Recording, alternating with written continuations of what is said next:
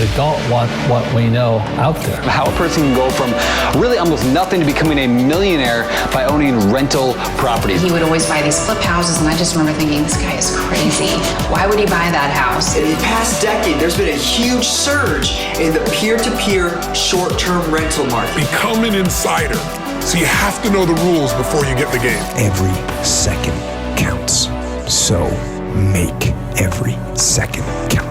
Welcome to the Real Estate Jam. Whether you're just beginning or the best of the best, we're glad you're here. We will share successes, failures, and strategies for the action-taking real estate investor. And now to your hosts, JD and Melissa.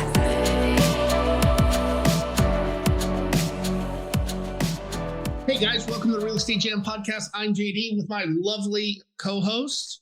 Hello, Melissa. JD. How are you today? I'm doing good. It's glad to have you back. I've been here. That's right. It's glad to have me back. Right. But, we've had a lot of things going on over the last couple of weeks. Went to a couple of masterminds. Melissa stayed back and ran the fort, so we're a little behind on our podcast. But today, we wanted to come in and kind of give you an update on some of the things that we learned. And I say we, what I mean is me, and then we discussed. So we're going to talk about the Inner Circle Elite Mastermind that we're a part of, the Inner Circle Elite Mastermind. And then maybe we can go into some of the stuff that I picked up from REISift. Maybe. It might be a two-part. I doubt. So it's going to be really different. This time I'm not going to talk a lot because I wasn't there. So I'm here learning and I will ask questions as appropriate. Okay, so the Inner Circle Elite Mastermind is usually a 2 to 3 day event that happens once a quarter. It's where real estate investors from all over the country come together in some area that's fun to be at. This time we were in South Carolina at a hotel there In Charleston. in Charleston, and in our group, there's usually a couple of different things. There's a couple of speakers that'll come in to talk about specific strategies or things. But the other thing that we do that is way more beneficial is we run some pretty cool hot seats. And a hot seat is where you take the time to kind of break down your business, and any of the problems or challenges that you have, anything that's going well for you. And you're also given the opportunity to give a share. And what's really nice about the hot seat is that, one, you get to see what are the other problems that successful business owners from across the country in the real estate investing space are dealing with. And then the power of the mastermind, right, is having multiple people look at and attack your problem with you if it's a new problem. But more often than not, it is people coming together, and sometimes these people are further ahead of you in business. Sometimes they're behind where you're at in business. But a lot of times the problems that we're having today are the same problems that somebody else in the group experienced last week or last year. And so we're really able to leverage their experience, knowledge, and problem-solving skills to solve the problems that are real life in our business today.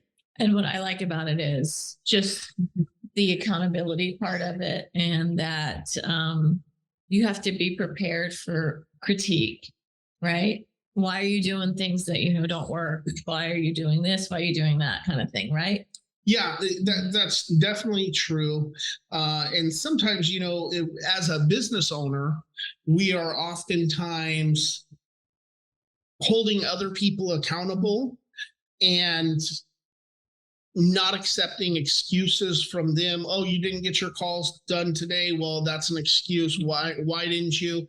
Okay, well, your dog died. Okay, that's still an excuse. And it's really easy for us to do that as business owners to employees and to other people. But there's not very often that somebody else is telling us, hey, you're not doing what you're supposed to, your excuses don't matter.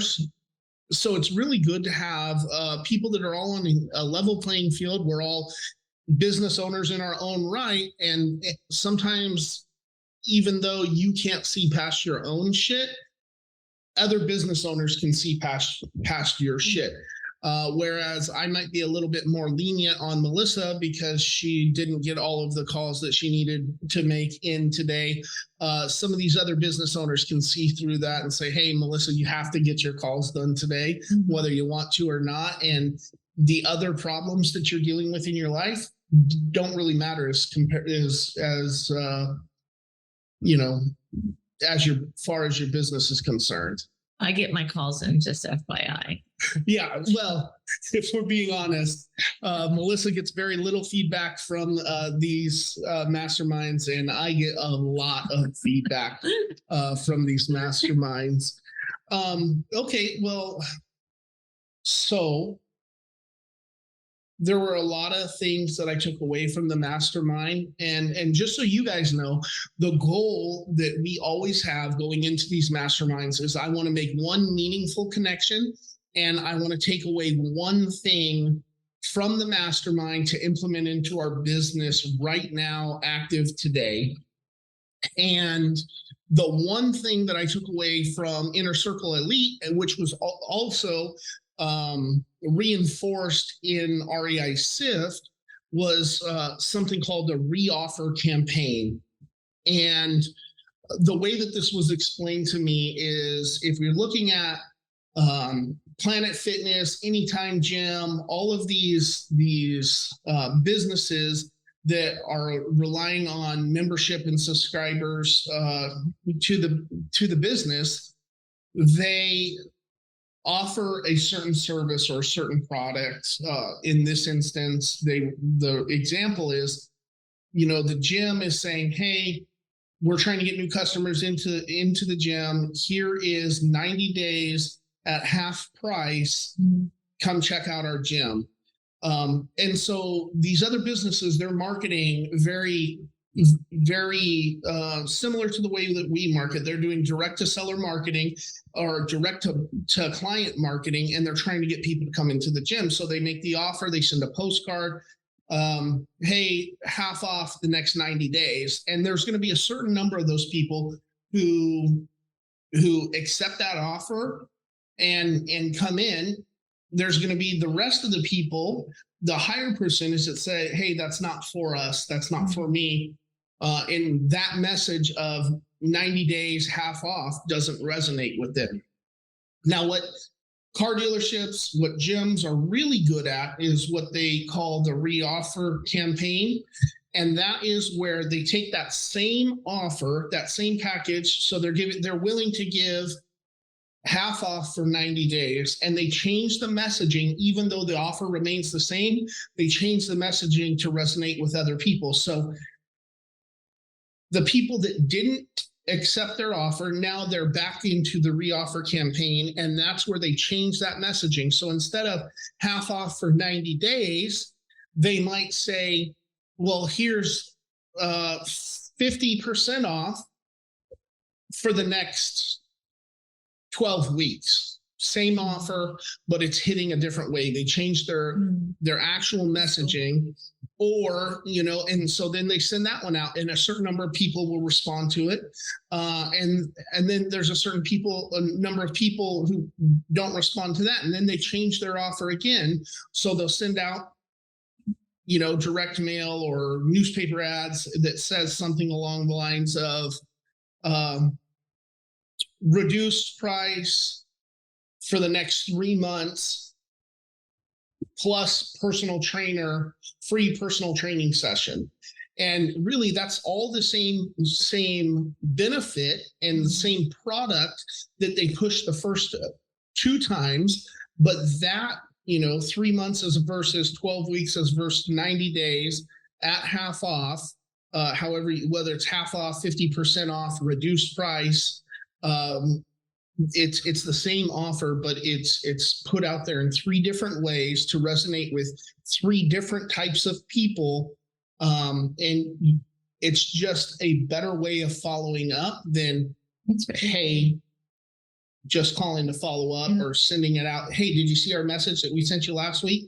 You're just changing the way that you're presenting the offer and reoffering it. So it's a reoffer campaign. So how can you give us like an example in our business, how that would work? Yeah, absolutely. So we reach out to everybody, you know, whether it's direct mail, SMS messaging, cold calling, whatever it is, what our initial message is, hey, do you want to sell your house? And if you do want to sell your house, this is a cash offer that's working for you. Where this really comes into play, and really, we're not actually targeting people who need cash offers, because we have, especially in our business, we can buy and hold it, we can fix and flip it, we can wholesale it, we can hotel it, or we can list it with an agent. We use cash offer because that tend to drive motivated people in there. But even when we use the cash offer, we're able to offer them different services. Okay, well, you want top dollar for your property. It's not in top dollar condition. Have you tried, would you consider being the bank holding the note? We do owner finance. We do partnering with the client while we flip the property and splitting profits. We do referring it out to other agents, and then we do keeping it as a listing for us. So those are the 4 different types of offer that we would need to readjust how we're saying it and sending that back out to the other people. So our first offer or our first marketing piece is, hey, cash out now, cash fast, right? So we send that campaign out after it goes through our marketing system, which we know which people have been contacted via what's means because we're using our ICE Sift. And now we look at who didn't respond to us from that first initial offer, and we didn't get any response rate. We take all the ones that didn't respond, and I create a new postcard or a new messaging or text message that says something along the lines of, hey, this is JD. We spoke a few months ago about getting you a cash offer. Good news, we have another program that might fit you better and be able to get you more money than we would have offered before. Nice. And then blast that one out and then run it. And then the important thing with that is that the whole idea of the marketing is just to get them to contact us. Once they contact us, we reframe the conversation to what will fit them. Mm-hmm. So if we put out the cash offer that didn't get accepted, now we're putting out, we can pay you more. And when we get them on the phone, we reframe that to owner finance and or partnering with them to flip the house or whatever the situation is. The whole idea of the reoffer is to get them to engage with us. Yeah. You didn't share that with me, so that's pretty cool.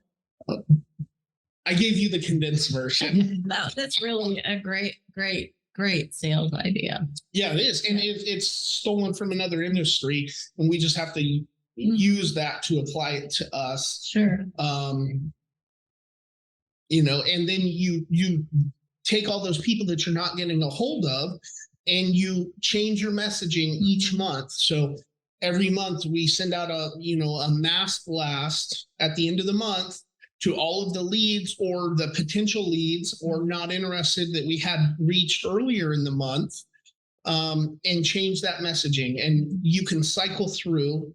Ideally, you would have this big, elaborate, automated thing going. But if we just take all of the not interested leads, somebody who said they wanted to sell their house, but we couldn't agree on it, or it wasn't the right time, or they're not selling for a couple more months, and just specifically change our marketing to something that has a call to action and is different than the message we sent before, we're going to pull at least 1 or 2 more deals out of that per year. And that's just changing the message. Now we can do RVMs to hit them up with that. We can do text messaging to hit them up with that. We can do a long-term direct mail campaign, just changing it up to attack the different motivations and the different ways that we can solve their problems. I think that's huge. Yeah, that's great.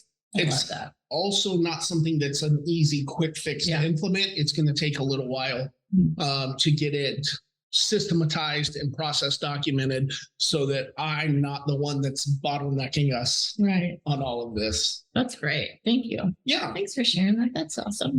Well, you know me.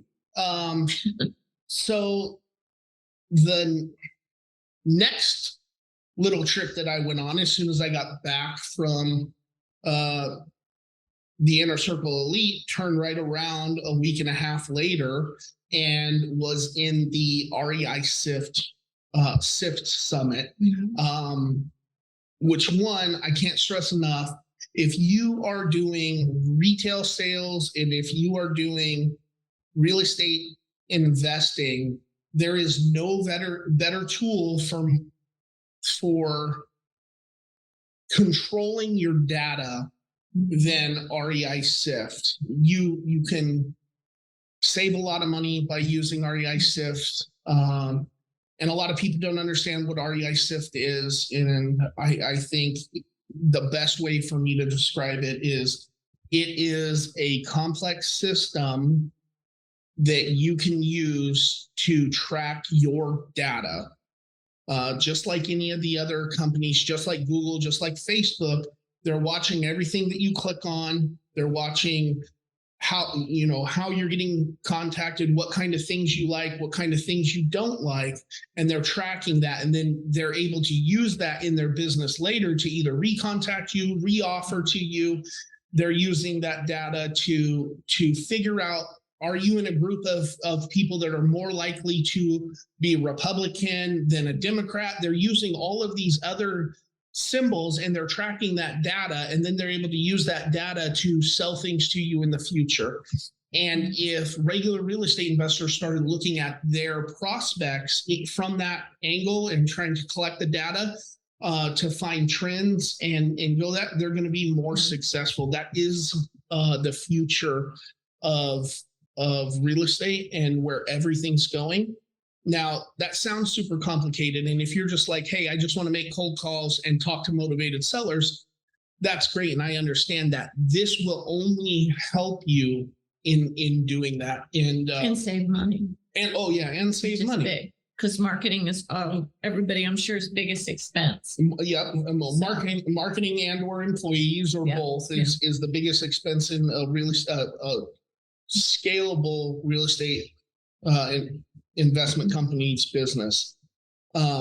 So with that, the thing that I think was stressed and is most important in the REISift Sift Summit meetup was how important and how effective the first to market strategy is.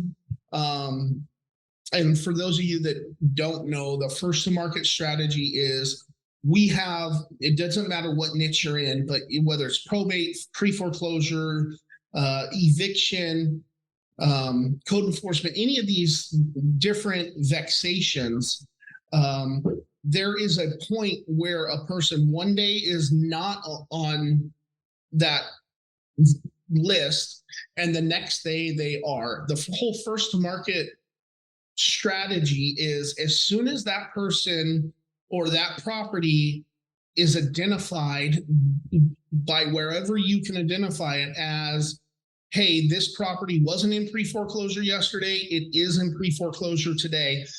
And that process for pre-foreclosure would be, in our state, is today they're late on their mortgage, tomorrow the bank has filed the les pendants. First to market strategy is finding how soon after that les pendants is filed can we get them on our list so that we can start calling them, so we can start marketing to them. And the benefit that smaller investors have is that they can be quick to that source of information. You know, you can go down and pull the les pendants filings every single day from your county records or from the county courthouse, or if you have them online.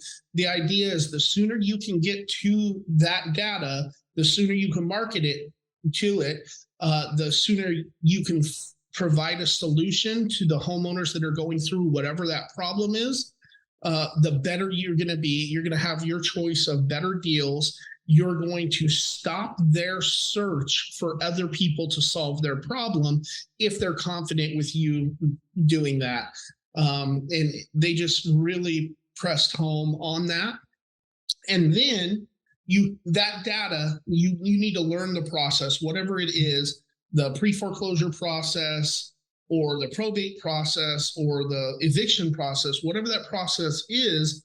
There are many different touch points throughout that process that are another opportunity for you to market to. So if you just look at the pre-foreclosure or foreclosure process, if you start on the far end, the very last chance that you can get to buy somebody's property from the owner directly is the day, right before the auction. So the auction is that point. If you go past that, there's people who make their entire business just working on properties that have been foreclosed, and they go to the cash auctions and do all that. So you look at that, that's where the property is being disposed at, where the homeowner doesn't have any control. So when's the next point that they have control? That'd be the day before the auction. Well, what happens before the property goes to auction? Before the property goes to auction, there's court hearings and court filings, and each one of those pieces or times or motions that are filed pop up on different things. They pop up in the county clerk's office. So you back it up, and when you're doing first to market, you can choose one of those time points to market to. And then once you get that dialed in, it's easy to go left or right of that incident. So if you want to back us all the way up from the auction to the less pendants being filed, well, what happens to properties prior to being given the less pendants? Well, they've missed their payments. They've been given notice that they're late on their payments. And you can go back to, okay, well, maybe the mortgage late list. How many people are 60 days late on their mortgage? That's the step right before less pendants. And you can keep on backing that up and really dominate an entire space. For probate, there's the final judgment where the property is dispersed. Before that, there's the summary for administration filed. Before that, there's a death certificate. Before somebody passes away, they might be into assisted living or some sort of accident or something like that. And if you learn that entire process, you can choose where you're coming in. And if you're coming in and pulling the list directly from the county or getting it as close to the source as possible, you as a small business owner are able to execute that faster and more effectively than some of these nationwide wholesaling companies, nationwide investment companies. And but in order to do that, you need to have a system that allows you to track that data. And that's where REISift works. You could track all of this on a notepad or an Excel document. REISift makes it easier for me, but the process is the same. First to market is going to get you the most deals. Make sure that you talk about how you can help people with ICE and with REISift. Oh, yeah. So if you feel like you've read all the books, you're doing deals, and you need to know how to scale your business or take it to the next level, that's where ICE comes in. Inner Circle Elite is taking some of the best investors across the country, putting them in the same room. There's an application process. You have to be the right kind of person to get in there. But if that's something that you're interested in, high-level mastermind, it's not cheap. If you're interested in that, you can contact me and I will be able to set up a meeting, an appointment with the people who run it. I'll also give you my affiliate link, but you can get into that group if you meet some basic qualifications. This is not a group to teach you how to do your first deal. This is a group that teaches you how to go from 4 properties a month to 30 properties a month. But they're not going to focus in on some of the smaller things like which list should I market to starting out, or where do I get a contract from? That's not what this is a group to help you scale and get bigger. REISift. How Yep. can you help them? REISift, one, if you're interested in seeing REISift, and just before you go in and set up for a free trial, all that's available. I also have an affiliate link to that if you want to sign up for REISift. But if you just want to see how we're using it in our business, you can book a free coaching call with me. We can get on there. I'll show you my exact system. I'll show you exactly how I use it, how we use it to track data, how I use it as a CRM in our company, and some of the cool features. And then if it's something, and they have different versions of REISift too. You have a low-end version, maybe for a single man shop, all the way up to the professional plan like we do, with multiple users, multiple logins, and a bunch of automations and integrations that work with other marketing channels to get as much information as you can. Sign up for my coaching call. Let me know that you wanted a REISift demonstration. I'll show you how we use it. And I think that's pretty much. Thanks, JD. That was a lot. It is a lot. It's always a lot. It's a lot of information.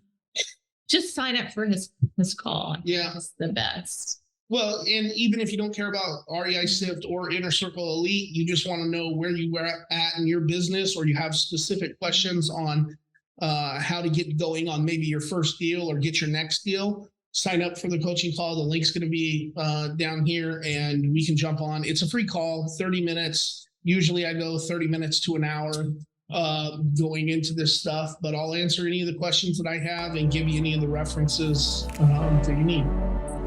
Thanks, bud. Thanks for that. Bye. Thank you for listening to the Real Estate Jam. We hope you enjoyed today's episode. For more information, check out our website, therealestatejam.com, or find us on Instagram, Facebook, and Twitter at The Real Estate Jam. If you have any questions, feel free to drop us an email at therealestatejam@gmail.com. See you next episode.